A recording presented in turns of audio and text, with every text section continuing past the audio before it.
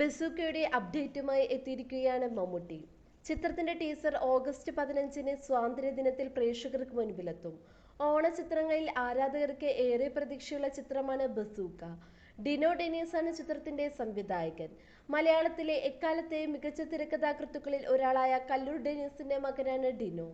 Teaser update പോസ്റ്റിനൊപ്പം പുതിയ പോസ്റ്ററും പങ്കുവച്ചിട്ടുണ്ട്. മമ്മൂട്ടി തൂക്കം ചൂടി നിൽക്കുന്ന പോസ്റ്ററാണ് പുറത്തുവിട്ടിരിക്കുന്നത്. മാസ് ലുക്കിലാണ് താരത്തിന്റെ വരവ്. ഇതൊരു ഹൈ വോൾട്ടേജ് ആക്ഷൻ പടമാകുമെന്ന പ്രതീക്ഷയിലാണ് ആരാധകർ.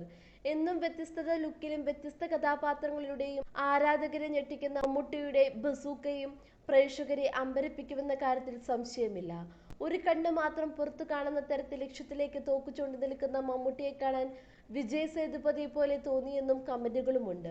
കാപ്പ, അന്വേഷിപ്പിൻ കടത്തും എന്ന ചിത്രങ്ങൾക്ക് ശേഷം തിയേറ്റർ ഓഫ് ഡ്രീംസ് നിർമ്മിക്കുന്ന ചിത്രമാണ് ബസൂക്ക.